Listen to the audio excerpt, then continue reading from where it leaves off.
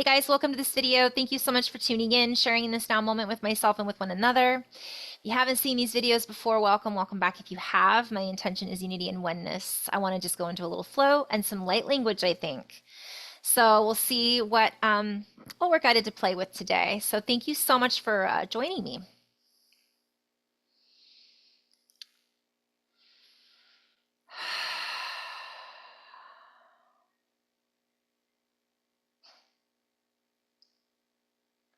Sorry, I was recording earlier and didn't hit record, and I'm just laughing because one of the messages that had come through that I'm just bummed that it didn't come out in the recording because it was pretty funny. My guides are reminding me how important it is to have a sense of humor right now, you guys, because if you don't have a sense of humor, poof, things can get really tough. Things can get tough even if you do have a sense of humor. But I had been shown us bringing our light bodies on, putting our energy on, and the guides were basically talking about shedding the shroud of the shadow, not necessarily pretending that it's not there, of course, but seeing through the shadow instead of wearing the shadow as our armor or wearing the shadow to hide from things or to not express ourselves fully. I was being shown this like light body we were expanding out, and then I was shown these nodes, right? Pretending that those are like an energy around our body that we then expand out into and then activate. It's like this whole system that kind of becomes, I'm hearing we wear it well, we wear it differently, we wear this energy. And I was shown as I was saying this, like this scene from Napoleon Dynamite when he goes and gets, if you guys haven't seen it, just bear with me, but Napoleon Dynamite, Chip, is it? No. Anyways, I think it's Chip. The older brother, they go and get glamour shots. And he's like, do you have a vest or something I could put on? And it's kind of like this whole idea of us stepping out of our old idea of what's fashionable into our new idea, our old ideologies, kind of letting them all go and just feeling into the fullness of our humanness and not having to put on these costumes. I mean, of course, we can have fun with it and all that, but something that, we put something on because it feels good. It's actually an energetic thing that's happening where we start to feel different in our own bodies because we're changing the actual chemical structure within our body, and it allows us to harness and unify with our higher selves. So one of the things that my guides were talking about is we have this idea that our higher selves are up there. And from my perspective, boy, I have a lot of perspectives, but my main perspective is that they're right here. They're inside of us. Because if everything is quantumly entangled or everything is connected, then there is no separation. It's only our idea of separation or our own density and linearity, which could be that shroud of the shadow, in which we think or interpret these things as outside of us. And so from a linear perspective, we'll pretend and say that the higher self is outside of us in a higher dimension. But I'm always shown that the dimensions are like out here. So it's like expanding into these bigger bubbles. So if that's the case, when we expand and we shift our frequency, what happens is we are able to then be immersed inside of this energetic bubble, if you will, of energy. And it's like we go through this metamorphosis. And this is happening all at the same time as us living our lives. So we don't necessarily feel it as fully while it's happening because we are so focused on our daily stuff, going to work and getting groceries and all of that. So that was just something I wanted to just share. The guides have a sense of humor. So on that note, let's just do a little bit of channeling, and I'll try to make this one short since I just went a little bit above and beyond what I was planning. So we use many words and symbology to play with because we are, each and every one of us, a customizable font, if you will.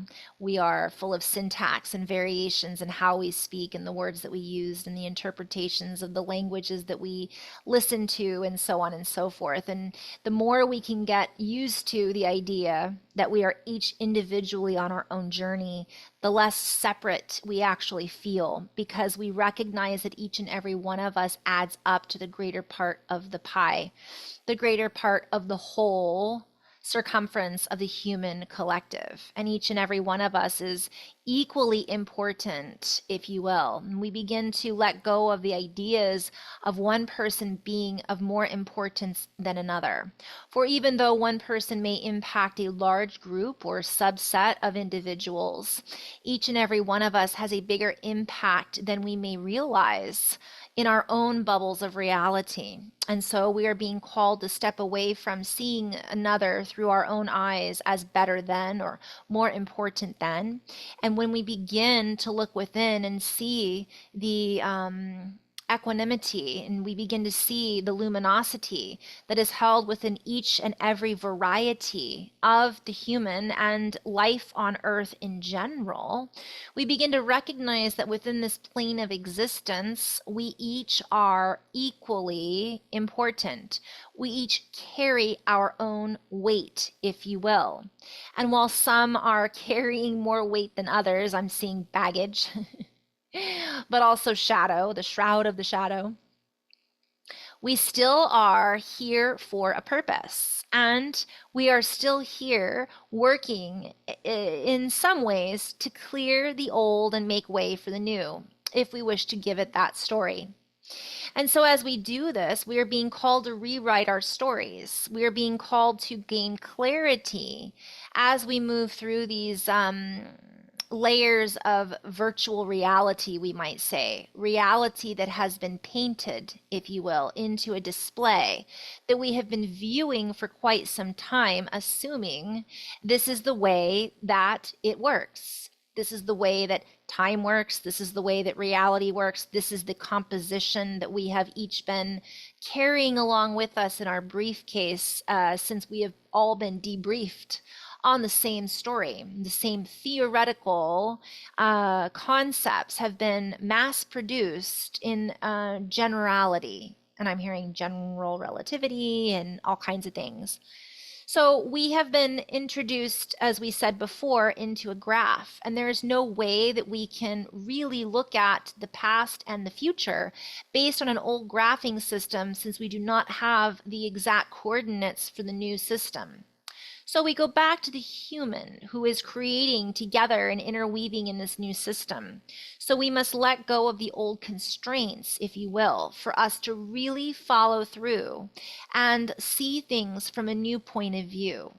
We are all embedded with old programs, and these old programs are analogous. I'm hearing analog versus digital, with old specters, plan words, of reality. And these scepters, if you will, and sectors of reality are each embedded with their own codes that we have adapted as our own. We are being invited to move away from this pre-packaged idea that each comes neatly packaged and things are neatly put together, and this is the way things work, and this is the way the human should behave, and so on and so forth. For in this new adventures into our new reality, we are being called to come together and ask more questions. We are being called to come together and blend, if you will, the colors in such a way that we can create new colors, that we can create new visions, that we can come together and recognize that each and every vision holds with it the old and the new. And this will allow us to revise our, I'm seeing like, getting a lot of movie references. Just like putting on glasses. Again, I've seen this before. You put on the glasses and you see things you didn't see before. But it's the opposite. We're taking the glasses off and we're like, have I been wearing glasses the whole time? Like all of a sudden, we thought we needed the glasses, but we can see perfectly clear without them. And in actuality, the glasses had been distorting our reality. And my guides are like, yeah, that's a good analogy, metaphor analogy. So we are in this space now, and it is unconventional in some ways to believe in certain topics that are unconventional. But we would invite you to be open-minded with all the information that begins to trickle through. And we would invite you to use discernment, for with every truth, there is sometimes meshed within it the shadow of a doubt. And sometimes the shadow is implemented or tied in with the truth in order to create doubt. Because if the entirety of reality were truly put on display, we would not necessarily be able to play. We would feel lost, and we would feel insecure, and we would feel less sure of our own sense of sanity, potentially. I feel a little unsure quite frequently. What I'm being shown is there are things that we really would blow our mind. And some of you guys already know that have watched this. My guides have been saying things like, yeah, the earth is bigger than we've been told. It doesn't have the same shape that we think it does. There's different things about it that are underneath the ocean that haven't been, all this stuff. It's there.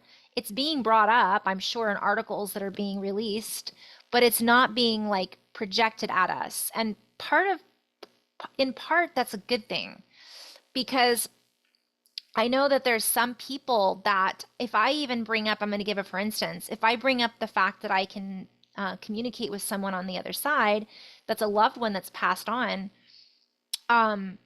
sometimes people freak out about that, or they think it's really weird. I even bring up synchronicity to some people and they think that's weird. Could you imagine if, fill in the blanks. So that's a for instance. We don't, and by the way, that person is a lovely person. They're beautiful people. They're not bad. They're not doing bad things. They're just completely embedded within a reality that is in a bubble that I don't exist within. I mean, I'm in that. It's a subset of a subset of a subset of a subset, right? But there are those of us that can see more than that. And there are some people who choose not to, and they're perfectly happy in their lives. And it's not for us to decide what reality they choose to see. So this is kind of a collective agreement that we've all made that can be very frustrating at times for those of us who are like, but it's right there. Look. And so as we grow, we begin to break the mold. And as we crack through these templates and structures, all of the truths begin to seep through. And so too does the shadow. And this is something we all must accept to a certain extent in order to give our brothers and sisters time to reach the extent of their life cycle from one perspective. For not everyone came here to have the same experience. And so we must shed our pretenses around some of the things that we have pretended to be real, but we must also recognize that not everyone is ready to step out into the real world. And there are those that think they know. There are those that think they understand the real world and they are part of it, but they are only usually part of one fractal of a template that is so vast that it would, I'm hearing, break their template, their temple, if they really knew. So we play with this because I'm hearing inquiring minds want to know. I keep hearing the inquirer. Be inquisitive, be curious, and simultaneously, we invite you to offer compassion to those who are not, and to offer compassion to those who are beginning to break their own temples their own structures of reality.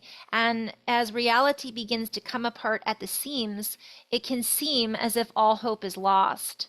But we would invite you to be that which weaves together reality and holds the structure of deference. This is a play on words. So I'm going to play with this for a moment, and compassion. So it's being humble. And you guys, I have been, when I started to wake up to these things, I wanted to tell the world about it. I was like, I'm just going to speak light language to everybody. And these knowings that I had, I'd be like, what, you don't know that there's this or there's that? And I wouldn't come right out and be like, what are you? You have your head under a rock? Like, I wasn't like that, but I was so excited about it that I couldn't understand how the person next to me didn't care about it at all or thought I was crazy, when in actuality, it's public knowledge. So you're saying this is a fact, but this is a fact too, but because you don't accept it as a fact, that makes it not real, right? So it can be very frustrating when you're dealing with beings like that, but it's not our business from the guide's perspective to change their mind. We are the change. As we change, I did a video called on the 100th monkey. It's not that everybody across the board all of a sudden is going to be like, wake up and believe the same thing. Even though we are having this ripple effect and it's lifting the frequency, if you will, or they're kind of sharing with me that it's not even that we're raising the frequency, which is kind of a weird concept. So that's breaking my mind. Okay, what is my belief structure? My belief structure is that we're raising our vibration and we're raising our frequency. But what if that is our original frequency and all we're doing is shedding the shroud of shadow and doubt and ignorance or whatever it might be? We're starting to dissolve that so that this original template that's already there we're starting to feel it more. That would be another perspective or way of looking at it, rather than thinking we're trying to get somewhere. We're already there. It's inside of us. So when we start to crack that mold through that frequency of energy, as a play on words, the old stuff starts to fall away, the old template starts to reorganize. And in that sense, we feel different, we perceive things different, so we perceive that our vibration is different as well. So there's just different ways of looking at it. And so we're really being called to be humble. And I'm hearing the meek shall inherit the earth, right? Rush, such a good song. Is that La Villa Strangita? I don't know, such a good song. Anyways, highly recommend Rush. They have the best lyrics, best music. Okay, from one perspective. And so as we shift and reorganize, as we stabilize our own frequency patterns, that which seems as if it is falling apart begins to have less of an impact than it does when we are not in the heart. When we are in a place of deference and coherence, we begin to allow others to unfold in their own trajectory, and we hold our own frame of innate intelligence. And this intelligence connects as a resource, as a center of gravity, if you will, if we choose to call it that. And that gravitron or energetic component that holds a frequency or a glue of magnetic energy, of waves and electricity, begins to pulse and send out a different sound, a different signal that can be felt because it is no longer held back or held under by the beliefs, the structure, or the chaotic rhythm that was covering it up before. It becomes more lucid, and we become more lucid in the luminous volume of light quotient, if you will, or energetic resonance that sounds through our bones, that is harmonized and signaled to those that can hear us through the distortion. And so we end on this note and invite all to see through the distortion and recognize the distortions within ourselves that we are releasing, that we are realizing, that we are releasing, that we are realizing.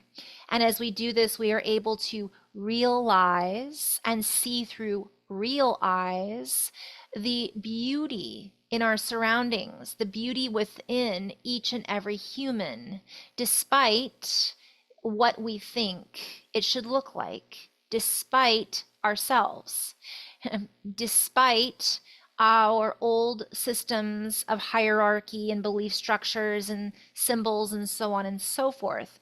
We begin to see through. And then what I was hearing was past the original sin. And I was seeing sign like a sine wave. And see, we see where this began and we're like, we're clearing that and we're going back to the original template inside of us, that light, that spark that is beyond this idea of sin, right? There's a play on words as well. Okay, so I got a little distracted, but I'm going to end on this note and just kind of go back into the flow. And so as we end on this note, we are all in this together, so to speak. And we are all weaving in a frequency or sea of energy.